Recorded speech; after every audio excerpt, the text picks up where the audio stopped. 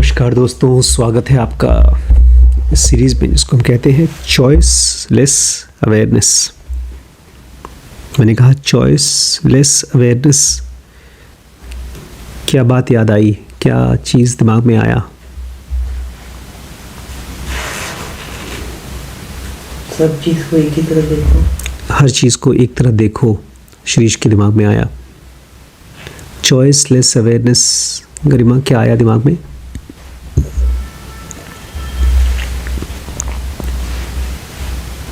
कुछ नहीं? श्रवण?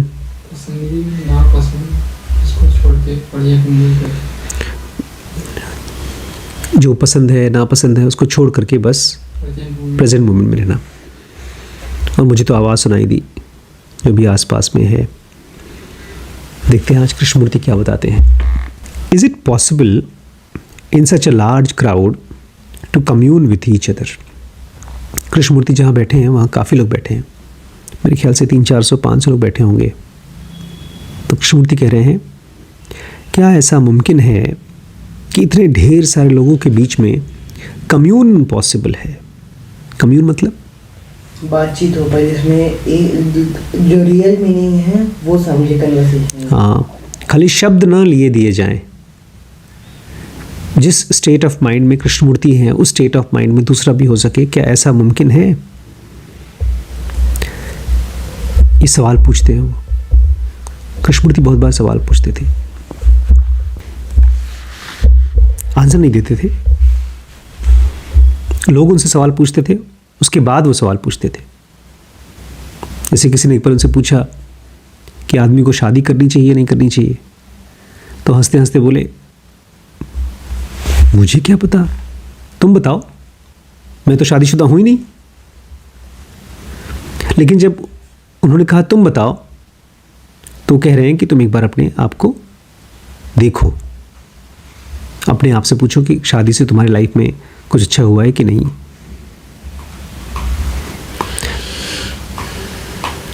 सवाल पूछना चाहिए अपने आप को। I would like to go into this problem of knowledge, however difficult, because if we can understand the problem of knowledge, then I think we shall be able to go beyond the mind, and in going beyond or transcending itself, the mind may be without limitation, and that is without effort, which places a limitation on consciousness. देखिए ये पूरा का पूरा line 1 2 3 4 5 6 7 8 9 line से बना है। पापा कहा करते थे, अंग्रेज़ी अगर तुम्हें लिखनी है तो छोटे छोटे सेंटेंसेस बनाया करो। हम लोग हिंदी में ना आराम से जैसे बोलते हैं वैसे लिख भी सकते हैं। उसकी भाषा चूँकि हम बचपन से पढ़ रहे हैं इसलिए आसान है, सोचना बोलना। अंग्रेज़ी में मुश्किल है, लेकिन कृष्णमूर्ति अंग्रेज़ी में ही सोचा करते थे।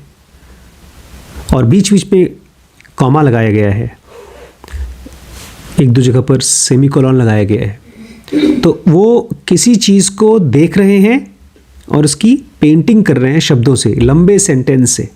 वो चाहते हैं इस पूरी सेंटेंस को एक साथ हम समझें।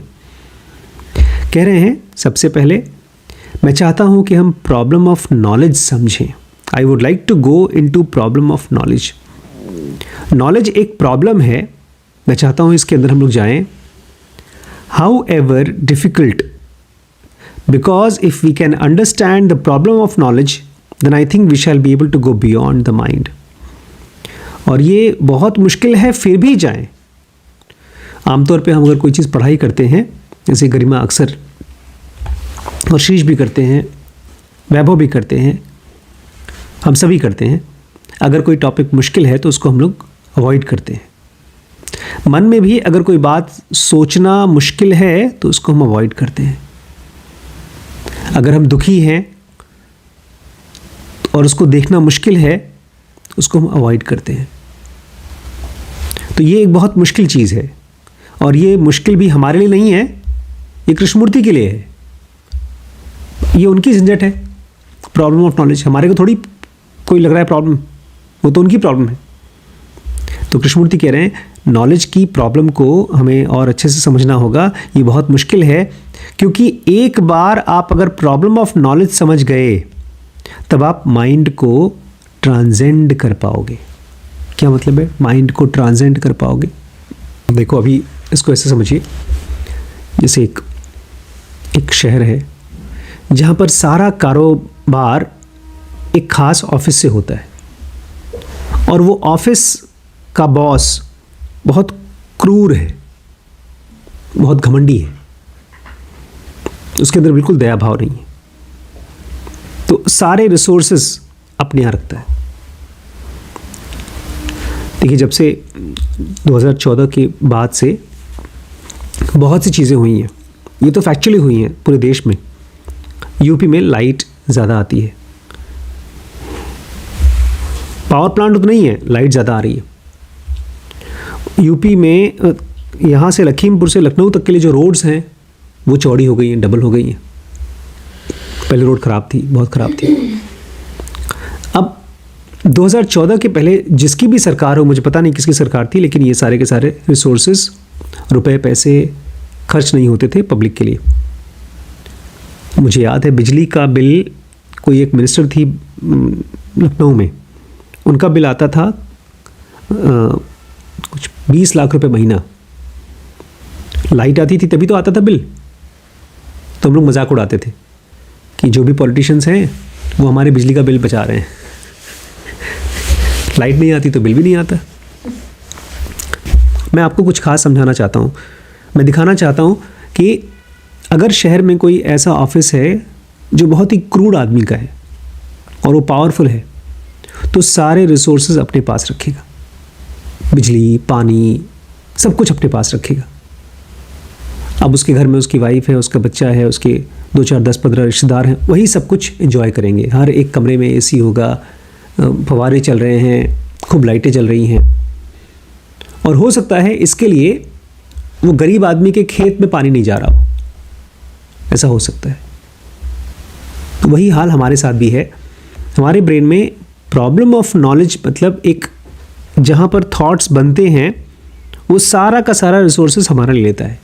और रिसोर्स मतलब क्या? अवेयरनेस। हमारे दिमाग में 24 घंटे वही बात चलती है, एक खास बात, किसी चीज़ के बारे में हमारी नॉलेज, हमारी समझ, हमारा ओपिनियन। कृष्णमूर्ति कह रहे हैं अगर प्रॉब्लम ऑफ नॉलेज नहीं समझोगे तो तुम नॉलेज के ही अंदर फंसते रहोगे। जैसे ये जानना ज़रूरी है कि हमारे पूरे शहर में कौन सा आदमी है जो सबसे ज़्यादा पैसे बर्बाद करके रिसोर्सेज ले रहा है। तो शहर में तो हम लोग नहीं कर सकते, लेकिन मन के अंदर में हम देख सकते हैं कि हमारी अवेयरनेस कौन सी चीज़ है जो खाई जा रही है, क्योंकि तभी हम माइंड के बियॉन्ड जा पाएंगे। एंड इन गोइंग बियॉन्ड और transcending itself the mind may be without limitation. और अगर हम बियॉन्ड जा पाए, अपने ही प्रॉब्लम्स के ऊपर जा पाए, तो हमारा माइंड हो जाएगा विदाउट लिमिटेशन। फिर उसकी कोई लिमिटेशन नहीं होगी, कोई सीमा नहीं होगी। अभी तो हम खाली जो दिखता है वही सोच पाते हैं, और वो भी ठीक से सोच नहीं पाते। उसमें भी बेचारी हमारी मेमोरी बहुत कमज़ोर हो जाती है, चिंता भरी रहती है। लेकिन अगर हम अपनी प्रॉब्लम ऑफ नॉलेज से फ्री हो पाए तो हमारा माइंड कैसा होगा? Without limitation. That is without effort which places a limitation on consciousness. मतलब हमको बड़ी कोशिश नहीं करनी पड़ेगी जीने के लिए, सोचने के लिए, एफर्ट नहीं डालना पड़ेगा। हमारा माइंड 24 घंटे चलता है मैकेनिस्टिक तरीके से, मतलब एक मशीन की तरह। यार ये इम्तिहान में ना टॉप करना है, नहीं तो मम्मी चिल्लाएगी, मेरा ये काम ऐसे ही होना चाहिए। कोई ना कोई चीज़ को लेकर के हम सोचते रहते हैं, मशीन की तरह सोचते रहते हैं, चिंता करते रहते हैं। अगर ये चीज़ हमको नहीं समझ में आता है तब तक क्रिएटिविटी नहीं खुलेगी। क्रिएटिविटी मतलब एक नए तरीके से सोचना, खूबसूरती, मुक्ति। कोई भी इंसान कुछ अच्छा कर रहा है करने की बात नहीं हो रही, वो अच्छा फील कर रहा है कोई, उसको क्रिएटिविटी बोल रहे हैं। एक बार फिर से रिपीट कर दीजिए लाइन। कोई भी इंसान कुछ भी बहुत गहरा फील कर रहा है उसको बोलते हैं क्रिएटिविटी। कोई डांस कर रहा है, कोई गाना गा रहा है, कोई बैठा है मेडिटेशन में है, कोई पेंटिंग कर रहा है, कोई पेशेंट को इलाज कर रहा है, उसी में बहुत सुकून में है, बहुत चिंता नहीं है उसको बोलते हैं creativity. And what is necessary surely is the mind that is creative so that it is able to deal with all these multiplying problems।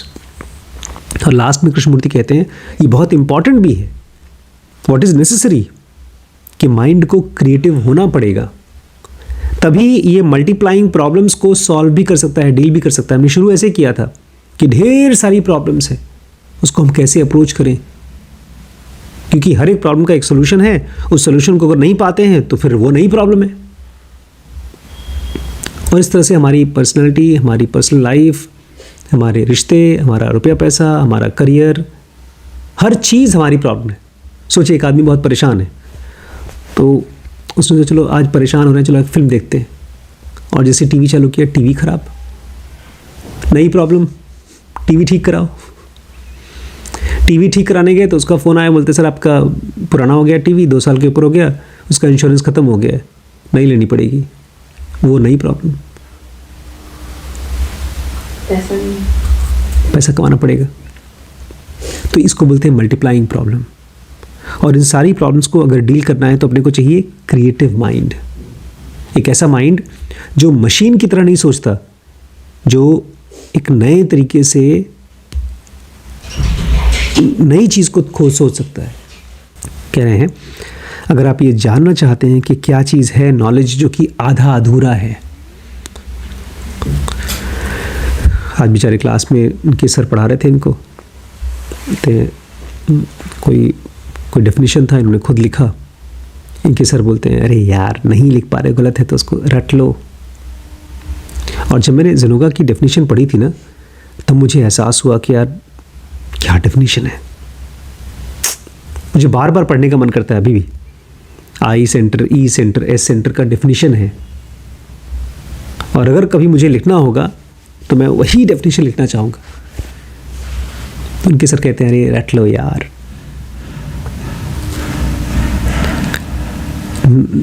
Mind को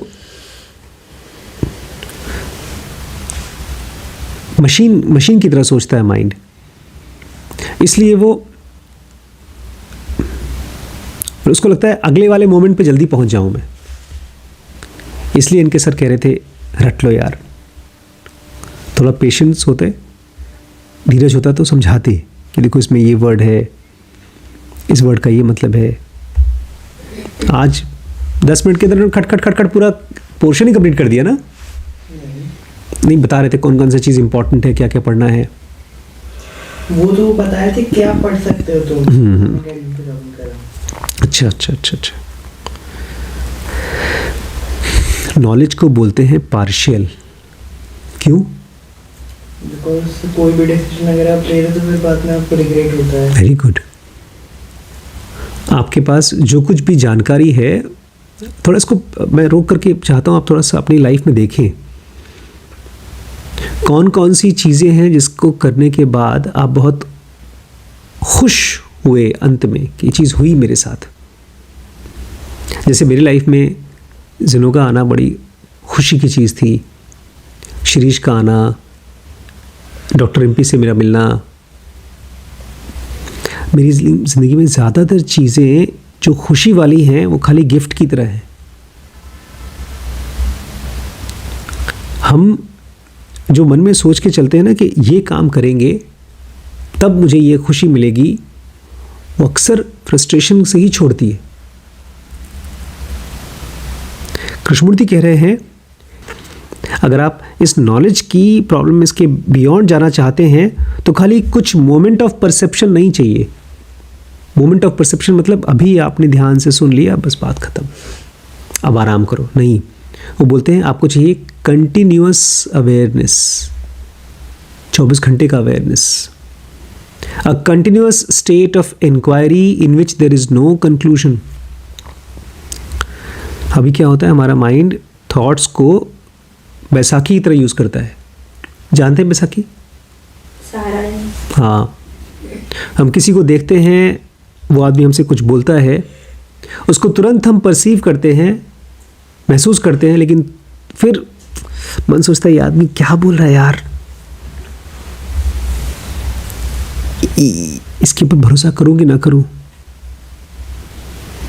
ये काम करूं कि ना करूं, ये सोचते हैं हम। कृष्णमूर्ति कह रहे हैं आपको चाहिए continuous state of inquiry in which there is no conclusion. बस देखते रहें देखते रहें देखते रहें और कोई कंक्लूजन ना हो। मतलब कोई उसके बाद ये ना सोचें कि कुछ अच्छा हुआ बुरा हुआ। हाँ, जब हम किसी को सुन रहे हैं तो उसको सुने सुने सुने, ये ना पूछें अंत में कि अच्छा बताओ समरी क्या हुआ। हम लाइफ के साथ भी ऐसे ही करते हैं। जैसे अगर गरिमा ने कल बोला कि मेरी लाइफ के साथ बुरा हो गया, तो ये कंक्लूजन है। आज अगर शीश एग्ज़ाम में फेल होकर आ जाए, तो अगर ये सोचते हैं कि मेरे साथ ख़राब हुआ, तो ये क्या है, एक कंक्लूजन है। वो कहते हैं गलत है। अगर तुम कंक्लूड कर रहे हो तो तुम कंटिन्यूअस अवेयरनेस में नहीं हो। And this after all is intelligence. अगर कंटिन्यूअस अवेयर हो तब जाकर के इंटेलिजेंस है।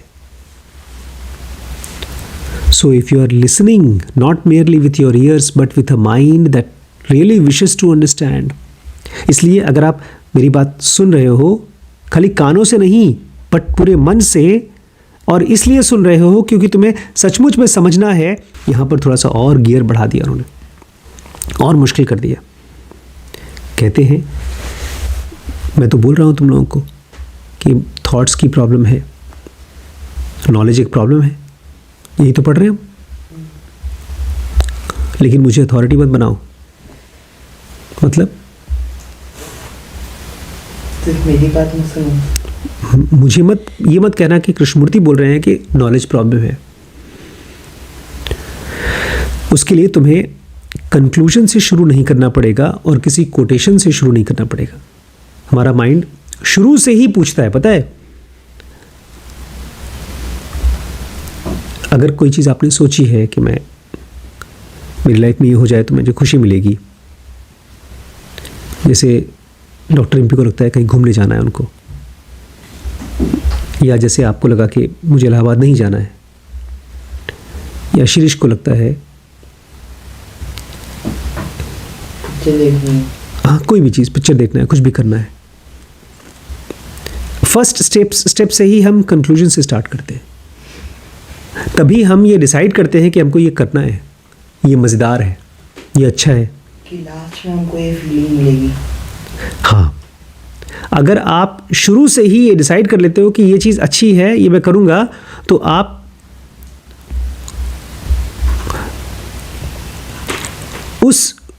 उस मोमेंट की सच्चाई को नहीं देख पाओगे। आप खोजते रहोगे, अच्छा अभी बताओ अच्छा वाला पार्ट कब आएगा, अच्छा वाला पार्ट कब आएगा। टू स्टार्ट विथ कंक्लूजन और quotation that has no desire to be proved right. हमारा अभी जो मेरा दोस्त है ना, जिससे मैं बात कर रहा था परसों, बोलता है जब मैं पायलट बनना चाहता था तो मेरे पापा कहते थे कि थोड़ा सा अच्छा करियर नहीं है, कोई सेफ करियर चूज़ करो। उसने फिर भी पायलट चूज़ किया। अब आजकल जॉब नहीं उसके पास, 8 साल हो गई। तो बोलता है वही लोग आते हैं और बोलते हैं आई टोल्ड यू सो। मतलब मैंने बोला था ना। लेकिन ये खाली वो लोग नहीं बोल रहे हैं, ये इसके मन में भी है।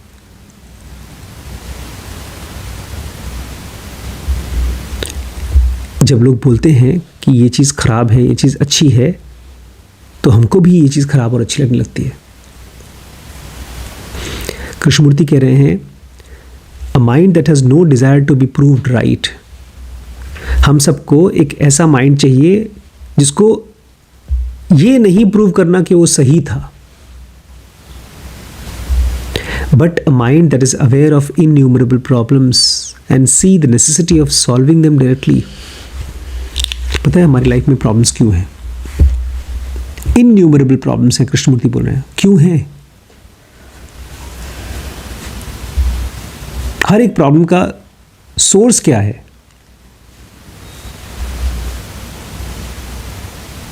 कुछ गेस, कोई भी गेस करिए।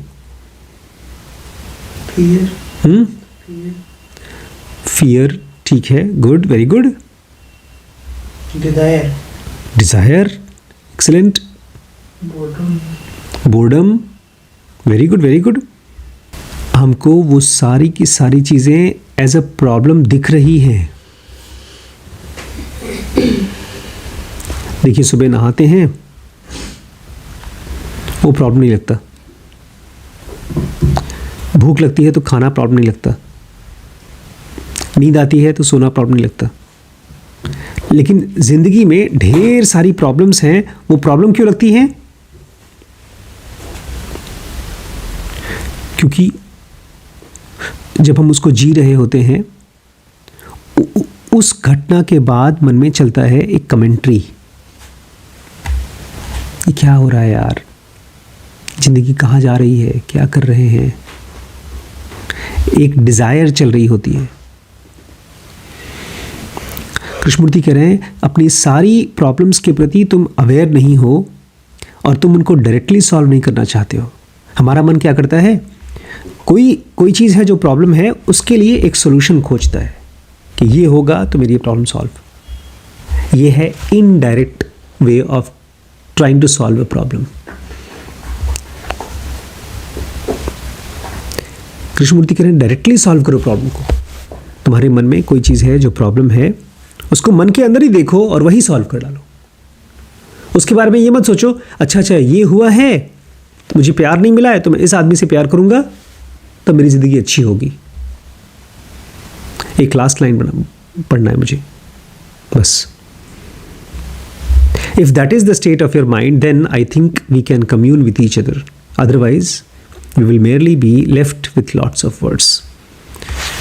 देखो, कृष्णमूर्ति के साथ ये होता था कि जो भी चीज़ वो देखते थे, सुनते थे, उसको तुरंत गहरे से समझ पाते थे। जैसे हम किसी नए शहर में गए हैं तो हर चीज़ गहरे से देखते हैं, अरे नई दुकानें, नई बिल्डिंग। यहाँ पर अगर हम पुराने शहर में जाएं तो हम बहुत देखना नहीं चाहते चीज़ों को, क्योंकि हम पहले से जानते हैं उसके बारे में, कौन सी जगह इंटरेस्टिंग है, पुराने लोगों के घर, वहाँ जाएंगे तो क्या होगा। हमारा माइंड पहले से, जैसे आपने कहा बोर्डम है, वो पहले से बोर्ड है। लेकिन कृष्णमूर्ति कह रहे हैं, अगर तुम अपनी ढेर सारी एक्टिविटीज़ को कंटिन्यूसली अवेयर रहो, तब तो तुम्हारी प्रॉब्लम सॉल्व हो सकती है। नहीं तो मेरी जो भी बातचीत है वो खाली तुम्हारे तक शब्दों तक रहेगी, वर्ड्स रहेंगे।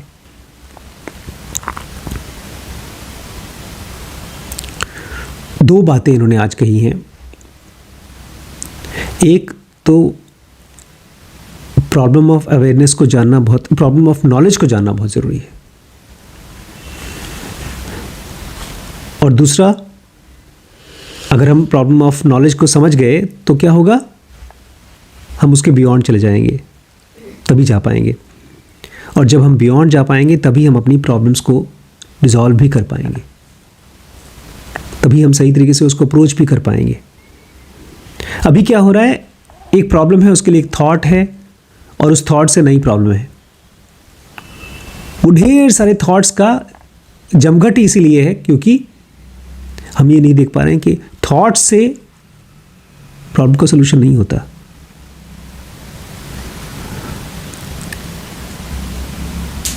बोल रहे मेरी बात को कोई ऐसे मत सुनो कि गुरुजी कह रहे हैं अच्छी बात होगी, उसको ध्यान से सुनो।